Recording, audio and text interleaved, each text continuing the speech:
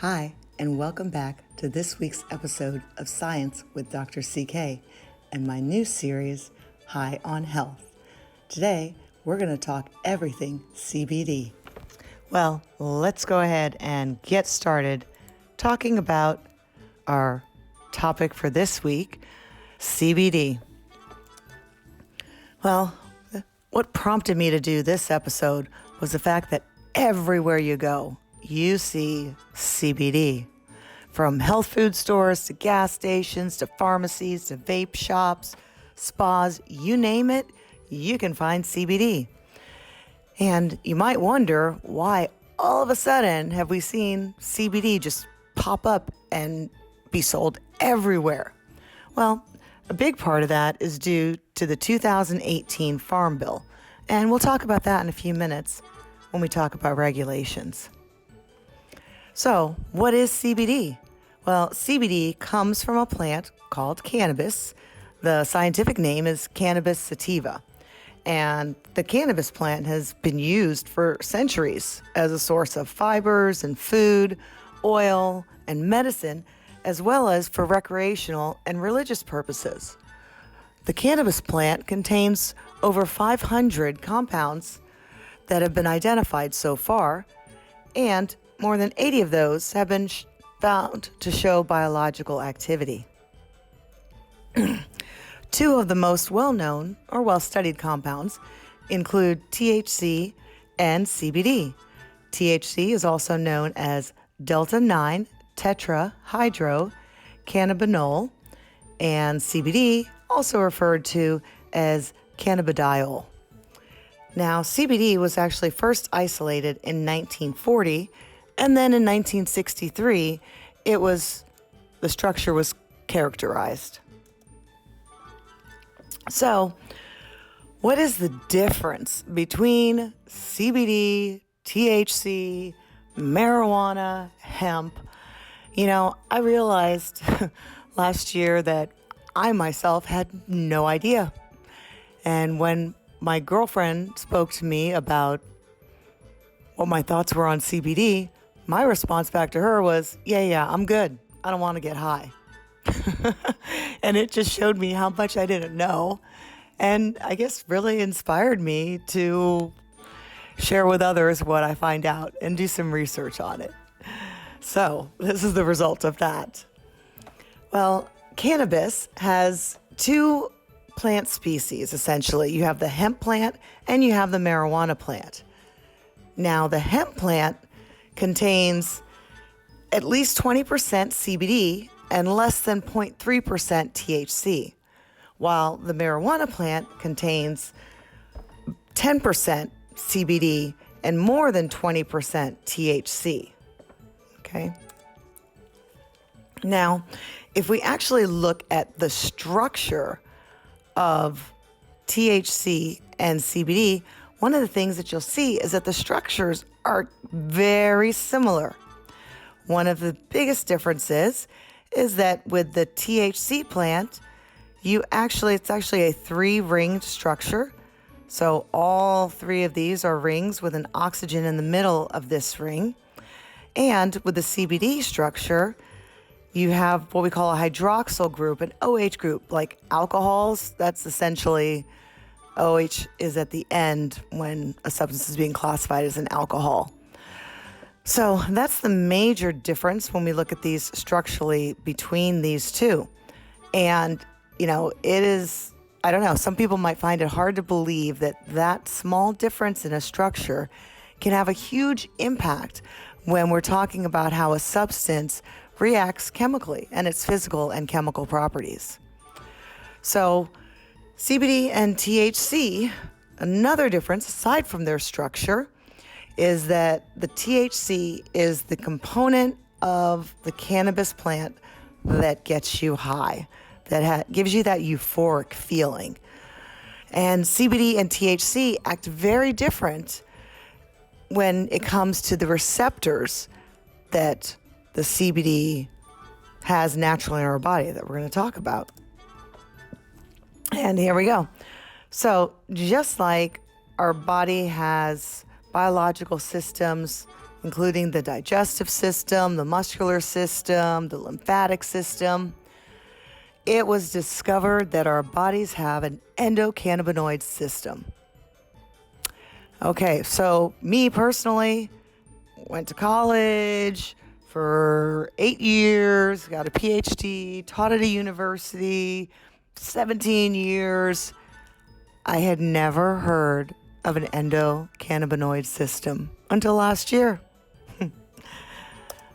And I've actually talked to I have 2 kids, and I've talked to their teachers, and it's actually still not in textbooks, or at least in the high school biology textbook that my son is using.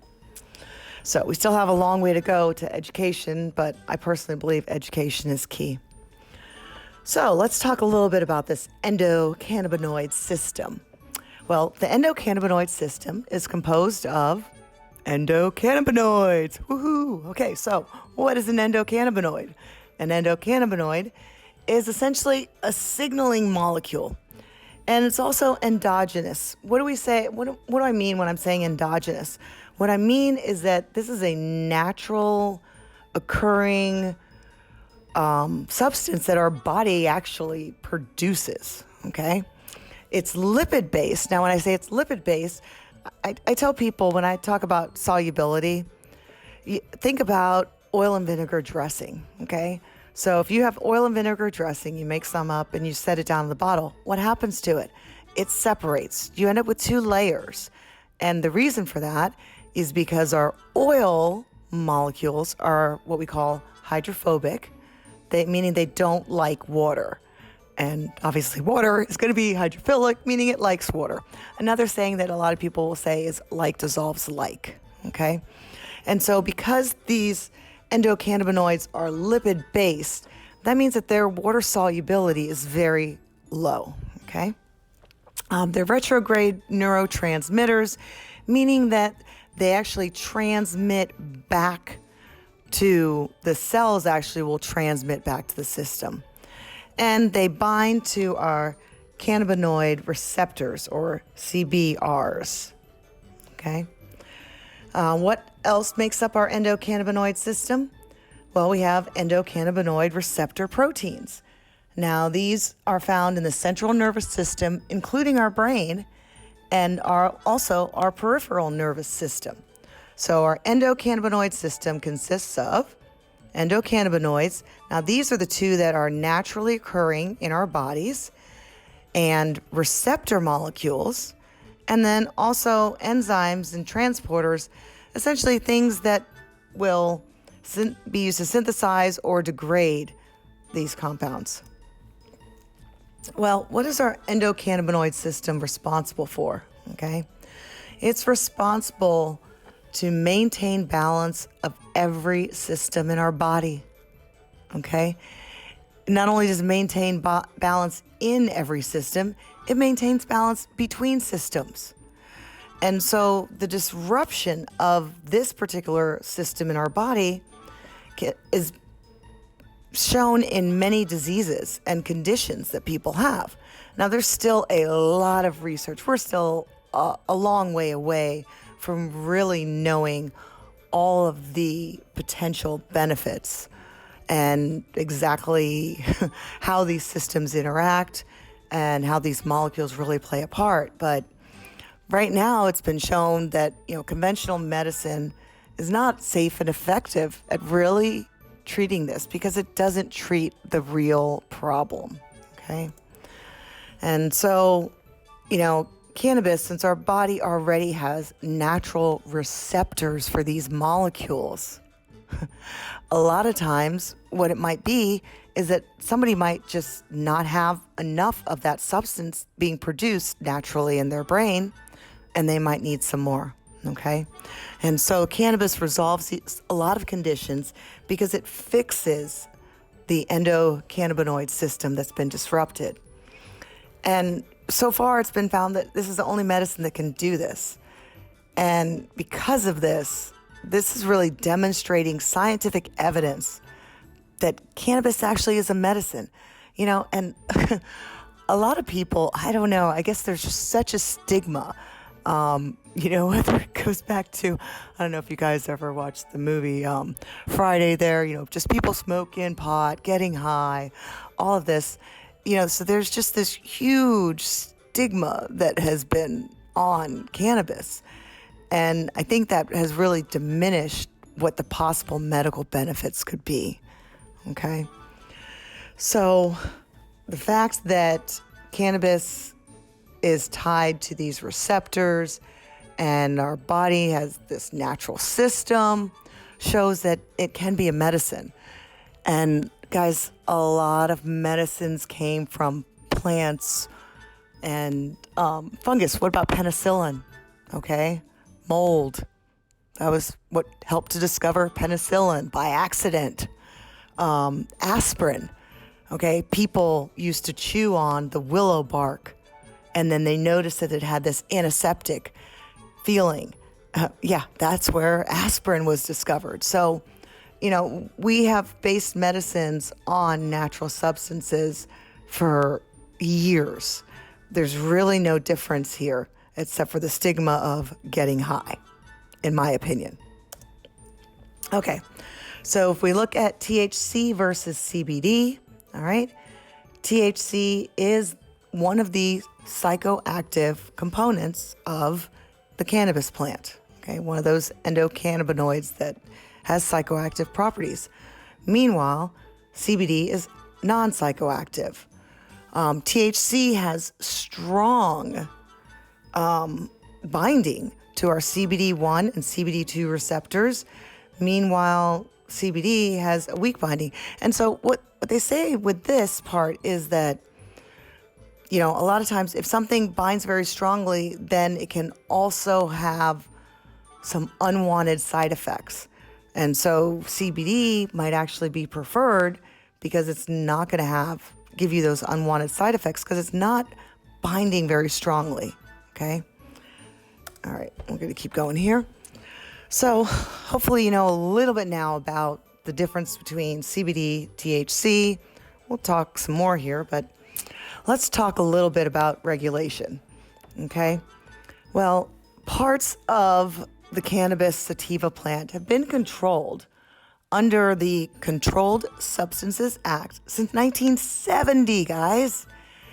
And it was under the class of drugs, marijuana, okay, commonly referred to as marijuana.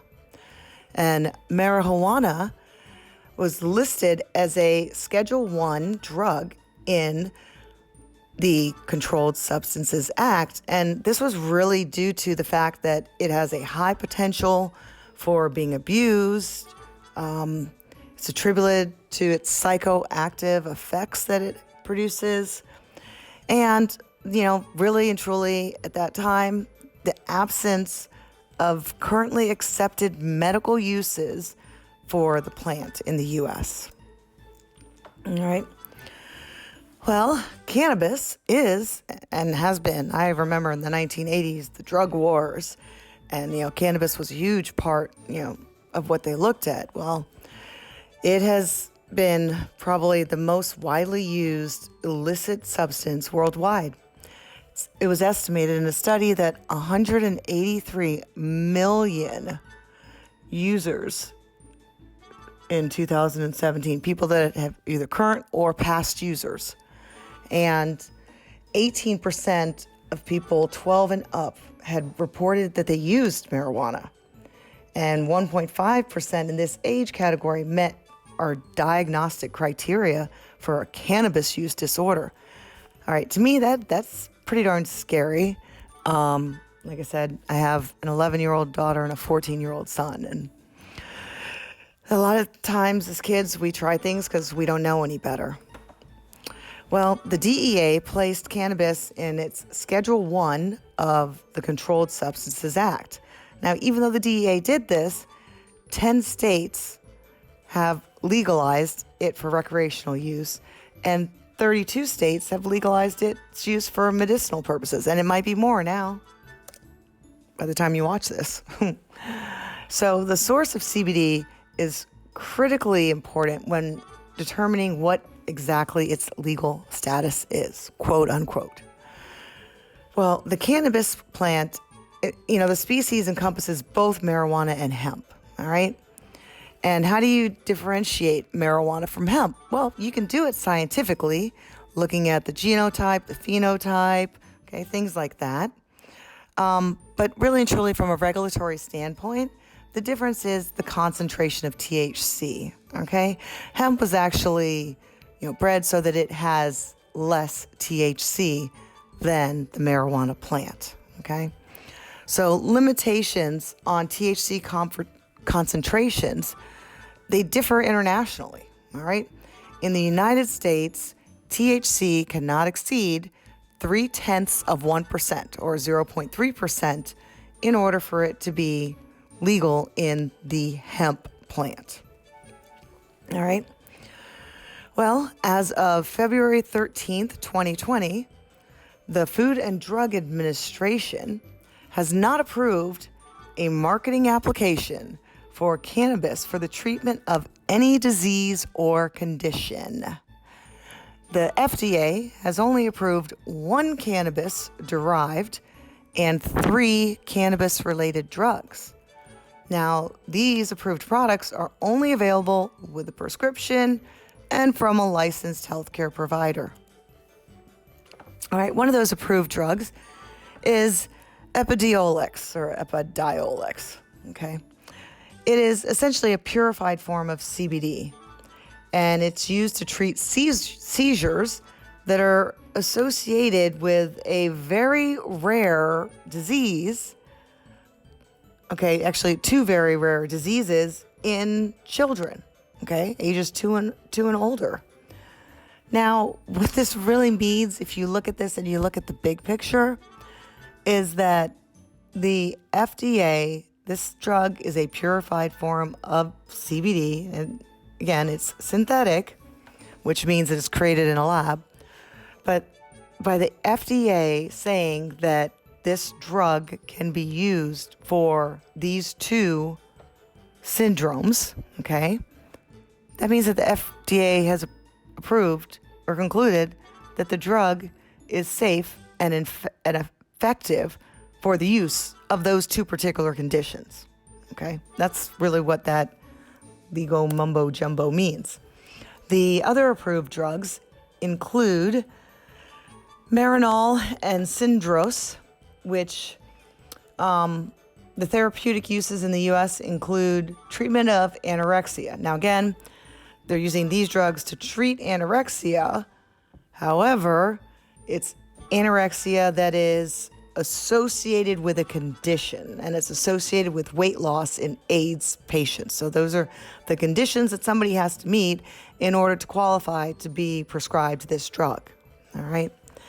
Now, the active ingredient in both of these drugs is, again, a synthetic form of THC.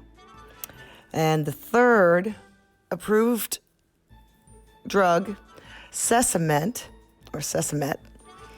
and the active ingredient in this is Cannabidiol, which has a chemical structure very similar to that of THC, but again, it is synthetically derived.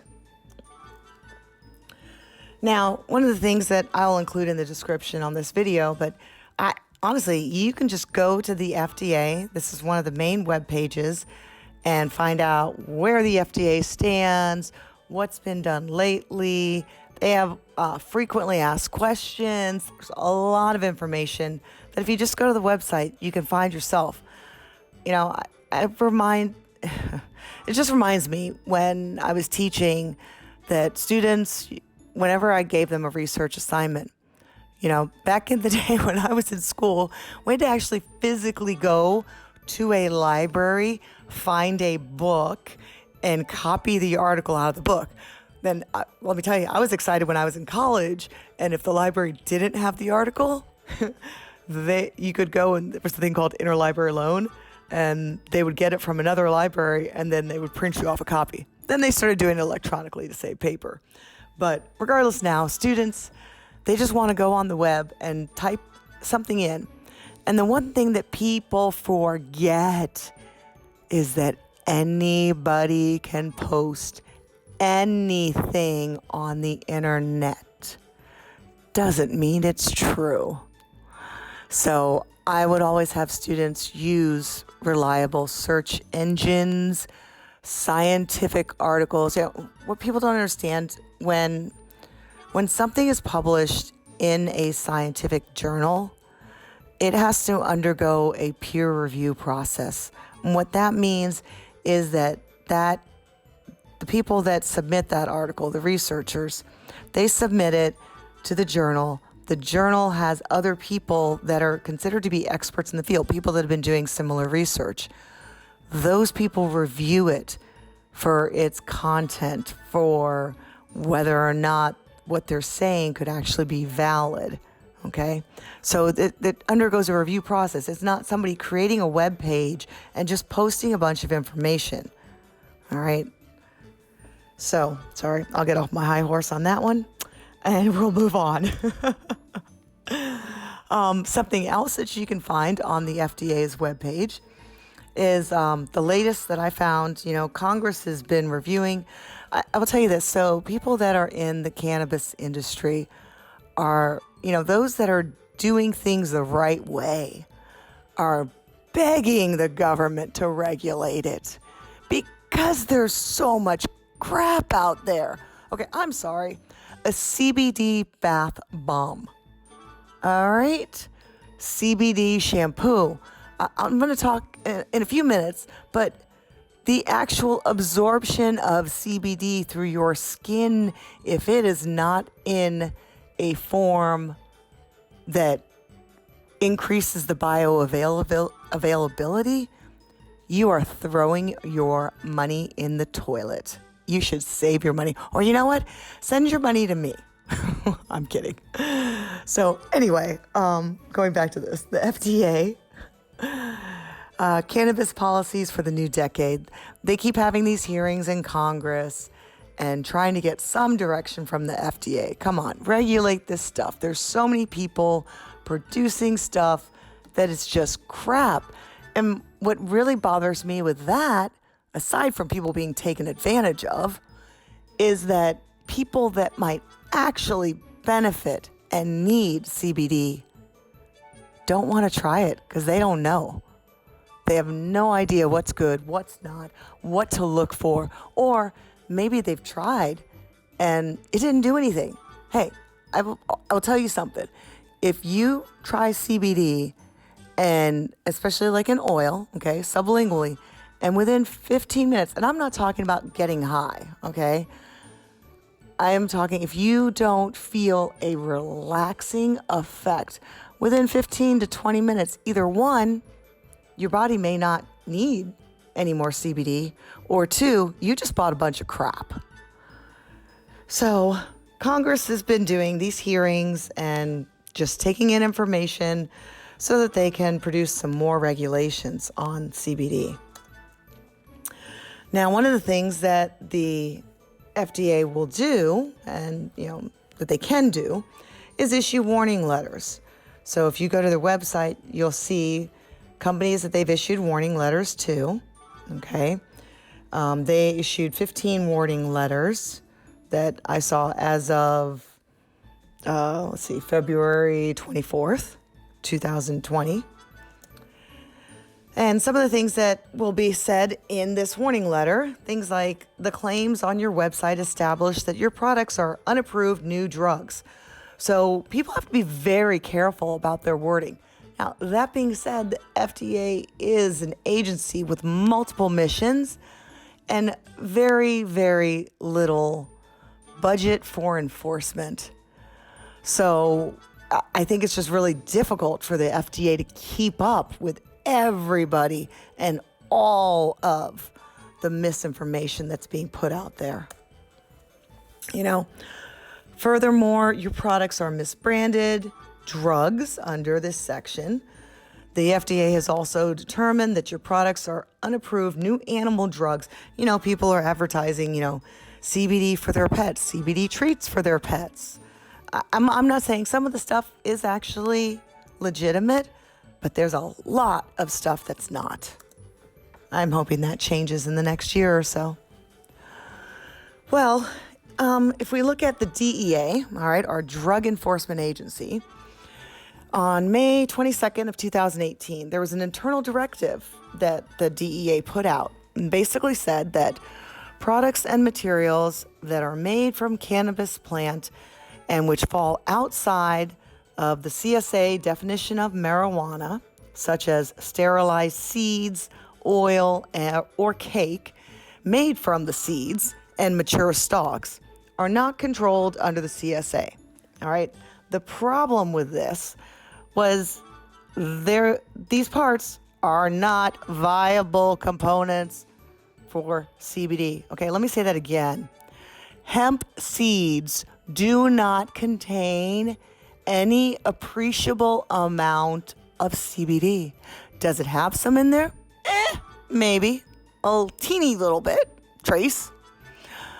But so when you see people advertising CBD and you see that the ingredient is from hemp seed oil, guess what? You're not getting real CBD that's of any appreciable quantity. All right, then in September, the DEA announced that it was going to schedule the one approved drug that the FDA approved and future drug products containing CBD derived from marijuana with no more than 0.1% of the THCs, okay? Schedule these as Schedule 5 of the Controlled Substances Act, okay? Well, then, thank goodness, December 20th of 2018 came the Farm Bill, all right? And it's one of many Farm Bills, guys, actually, just FYI. This is just probably one that really has a possible impact to change our country and marijuana and CBD for years to come, okay? Well, the Hemp Farming Act of 2018, Section 2667, became law on December 20th. And what this did was it formally and definitively removed hemp. Remember, hemp is the cannabis parts of the plant that do not have appreciable amounts of THC and that are mainly CBD, okay, from the list of controlled substances. Not only did it do that, it redefined hemp, okay, as you can see. Hemp is all parts of cannabis sativa plant that do not exceed 0.3% of the delta-9 THC by dry weight, including derivatives, extracts, and cannabinoids. Okay? So what this did was it explicitly removes popular hemp products, including hemp-derived CBD, from the purview, so from essentially the legal aspect of the CSA. Now, all that basically means is it just still throws it back down onto the FDA. Because under the FD&C Act, Section 351 of the Public Health Service Act, all right, it explicitly, preserved the FDA's authority to regulate products containing cannabis or cannabis-derived compounds. The FDA treats these products containing cannabis or cannabis-derived compounds. It basically is the one that's going to decide whether or not what the regulations are. All right, so last but not least, let's talk about what you want to look for when you're looking for a CBD and considering whether or not you might want to use this. First of all, if you go and you find a web page and it tells you that CBD cures cancer, that CBD cures arthritis, that CBD cures anxiety, that is not a true statement. And the FDA just may not have gotten to that website yet.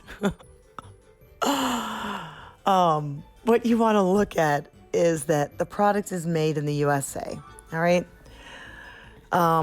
I don't even know where to start on that one, aside from the fact that, number one of the purposes of the Farm Bill was to increase our agricultural crops in the United States, all right? If you go to the grocery store, you see this is being imported from this country, this is coming from here, this is coming from there, so part of it was really to increase our farming, all right? You also want to look and make sure that the product is what we call plant to package.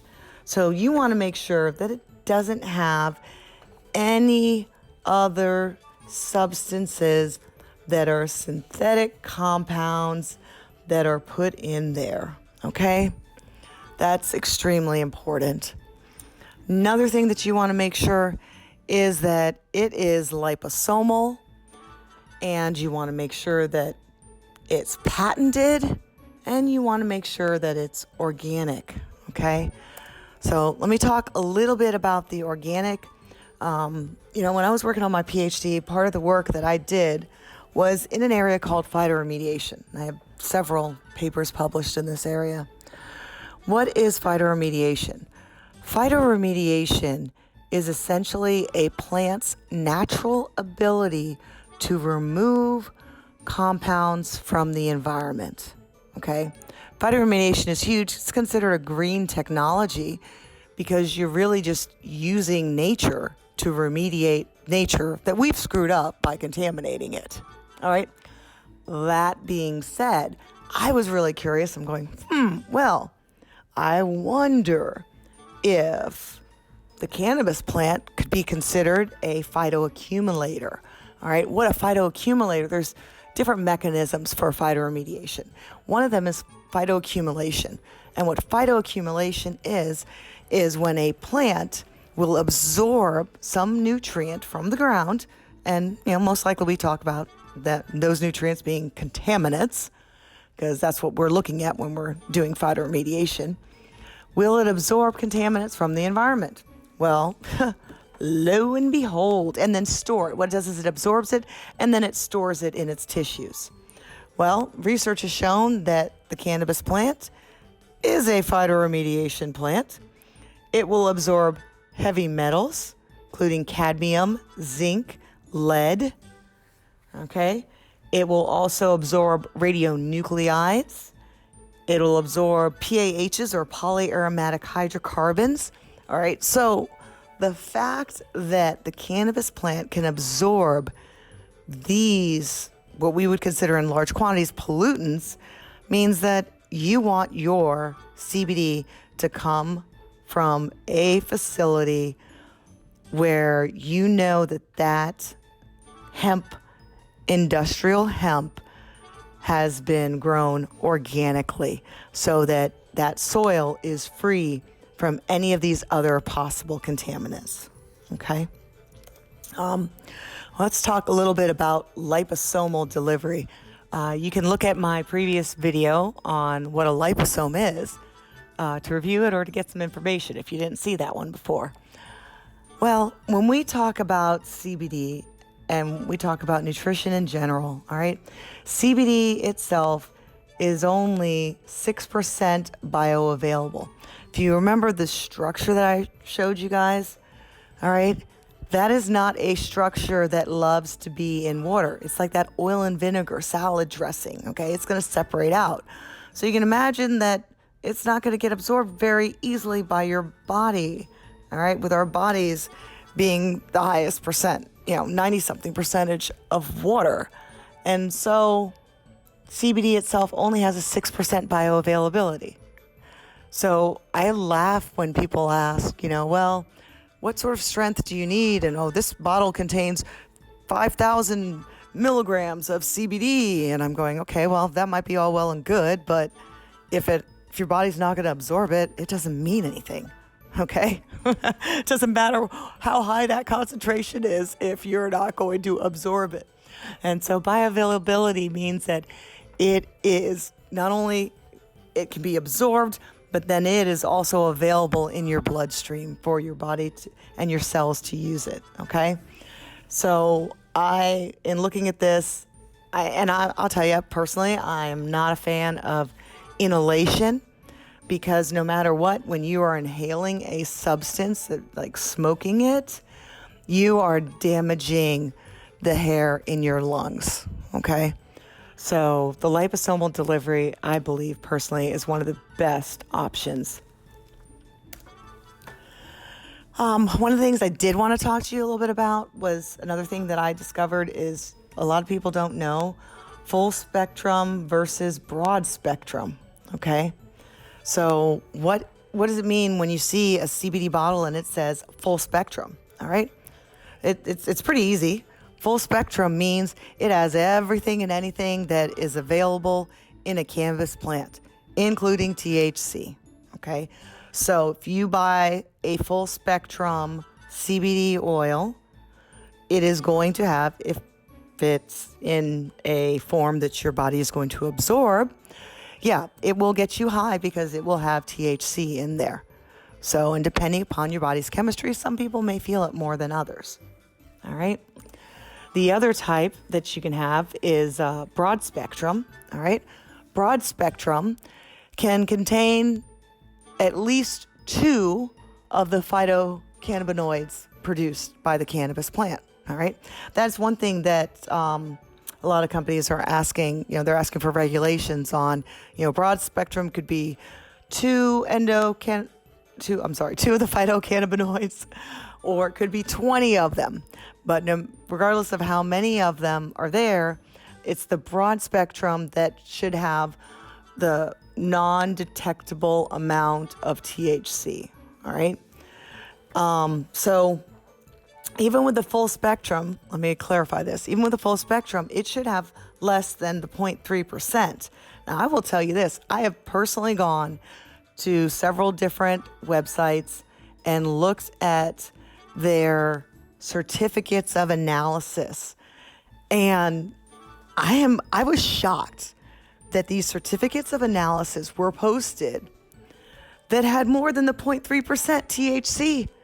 And they were classifying it as THC free, broad spectrum. Obviously, again, FDA must not have caught up to them yet. So you want to make sure, especially you think about this, anyone that has a job where they need to be completely cognizant, coherent, aware. So we're talking our law enforcement, our military, doctors, firefighters, all of these people, they may have some medical needs where CBD might be beneficial to them, but a lot of people don't even want to try it because, again, of the lack of regulation. And, what are you going to do if you buy some from a company? I mean, honestly, there's probably going to be lots of lawsuits coming out soon. But a lot of people that, law enforcement, military, just won't even go near it because they don't want to lose their jobs. They don't want to lose their careers. It's more important to them than a ton of money they could win from a lawsuit. But anyway, and then the other type of CBD that you can find are what we consider the isolates, where you have just CBD individually by itself. I want to diffuse a rumor that I heard. It just makes me laugh. I was asked, so you have to have THC in order for the CBD to work. False. That's so not true. I'm not saying that the phytocannabinoids of the cannabis plant don't have synergistic effects with each other. But there's been research that's proved that CBD works just fine. Considering the FDA legalized a couple of drugs there. So that really upsets me. Again, so much misinformation. I'm going to be updating my website as well to have resources on there available for this topic, because I think that's number one, this is a topic that the data is just changing so rapidly. I'm almost scared that in a month this video I'm going to have to do an update. But I want people to be able to have resources at their hands to know the information. It's important to me.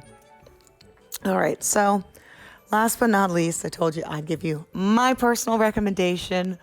I guess part of what inspired me to start talking again about science to people was I always believed that knowledge is power, and that, if someone is informed, then they can make a decision in their best interest.